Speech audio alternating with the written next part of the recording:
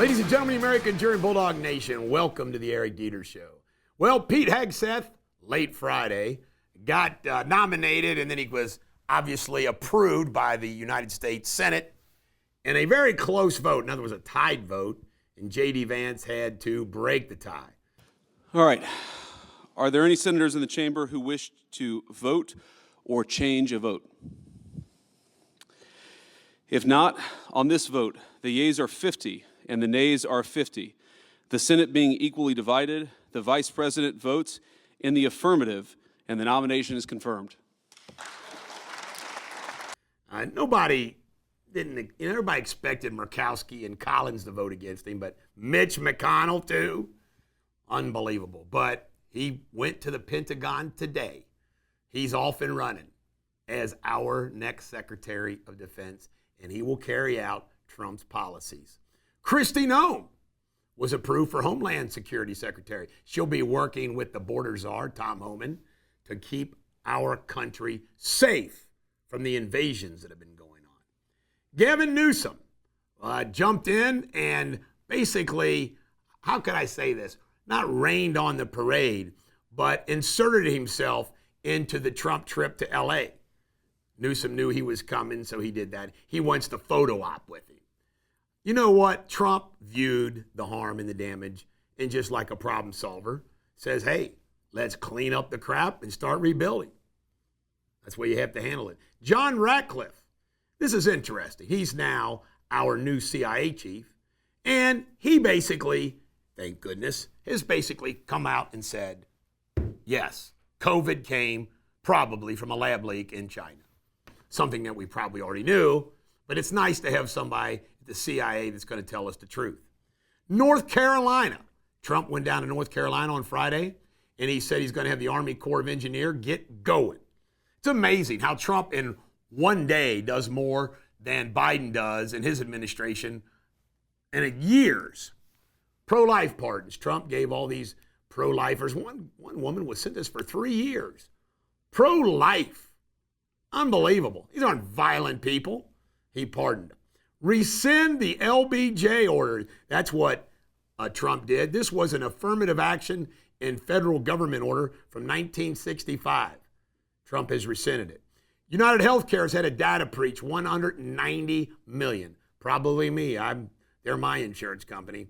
Clean out Gaza, Trump referenced. That's probably what's going to have to happen. Folks, I want to tell you something. They did this deal to get those hostages back. Just wait till they get all their hostages back and see what happens. John Brennan, the guy who lies under oath before Congress, he also signed that letter, 51 security people saying that Hunter Biden was Russian interference.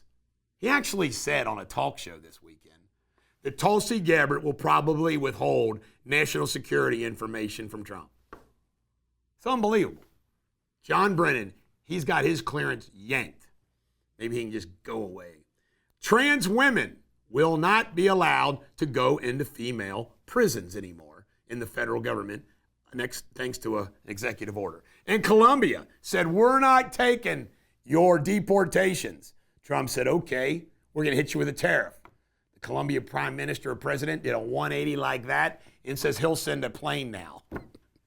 Drug cartels have now been named terrorist organizations.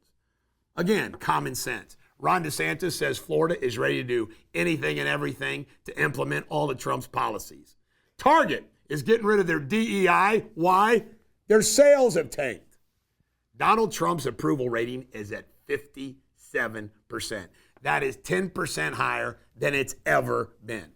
And Donald Trump, after California, stopped by Las Vegas and had some fun. Turned out to be like a stand-up comedy act. March 4th is the State of the Union address. Michael Johnson has invited Trump to come speak to a joint session of Congress. 17 inspector generals were fired Friday. The only one that wasn't was the one at the Justice Department. This is very interesting. Replace them. And the Danish Prime Minister and Trump apparently had a nasty phone call. Her name is Mette Frederiksen over Greenland. Vladimir Putin and Zelensky both say they're ready to talk. Trump's going to end the war. Won't be long now. And Idaho has approved firing squads for the death penalty. Why not? You know, if somebody's going to be put to death, why do they make it so complicated? I have to admit, hanging in. Firing squad, okay. Electric chair, kind of barbaric to me. Whatever drugs you want to give them, give them.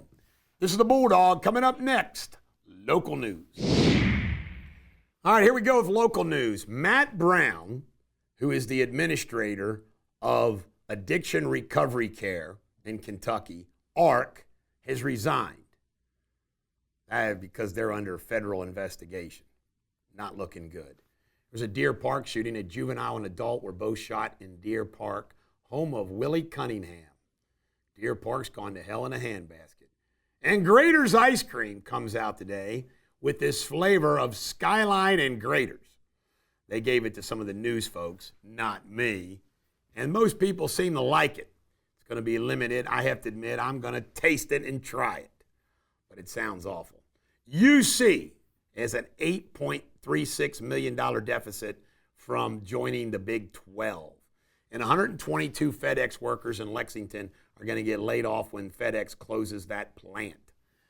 Coming up next, Jamie Spindley and his superb world news. Hello there. Today's latest world headlines. The US have decided against imposing 25% tariffs on Colombian goods. This comes after Colombia agreed to accept deport migrants from the United States without restrictions. The move follows an earlier incident where Colombia's president blocked 2 US military deportation flights from landing. Hundreds of thousands of Palestinians are moving back to northern Gaza as Israel reopened routes. Drone footage revealed crowds walking along coastal roads whilst vehicles at checkpoints face long delays with wait times lasting days. In other news, around 50 Auschwitz survivors will return to the former Nazi death camp to observe its liberation.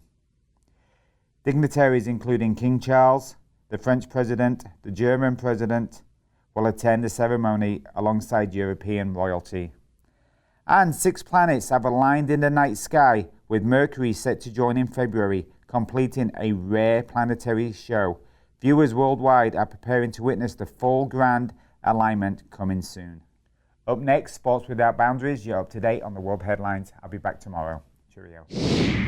Here we go with Sports Without Boundaries. Well, the Chiefs beat the Bills 32-29. Very frustrating. Very frustrating to watch. From the refs, you know, it's always the same. I'm so sick of the Chiefs. I actually don't mind Patrick Mahomes. He's a good guy. I don't dislike the Chiefs. I'm just sick of the Chiefs. The way it was with the Patriots. And the Bills just freaking blew it. You know who really blew it? You know, Josh Allen being rushed on 4th down, throws the ball, and Dalton Kincaid drops it. I mean, that guy, you know, if you're going to beat the Chiefs, you got to make plays. And they didn't. Eagles ran over the Commanders 55-23, but it was the turnovers, man. Turnovers kill. They had 3 turnovers, at least.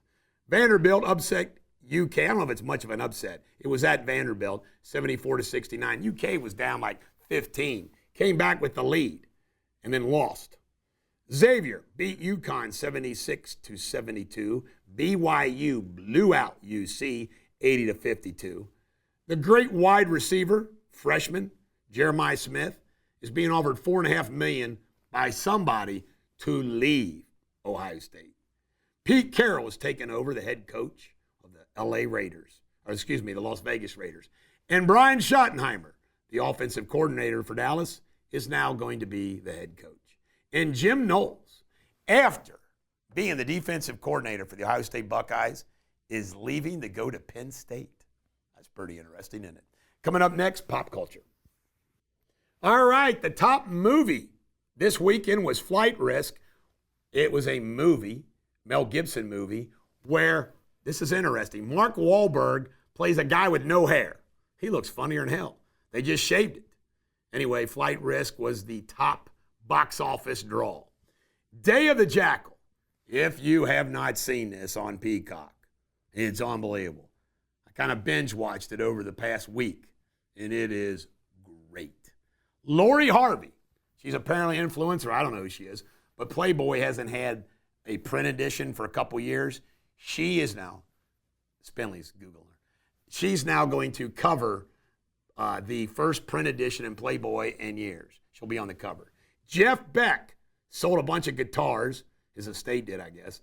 Brought in $10.7 million. And you ready for this scary crap? AI apparently can replicate itself. You know what? If we're going to have AI, can we just not have robots? That's all I ask. I don't want AI robots walking around. This is the Bulldog. Every dog has their day. Have a great day.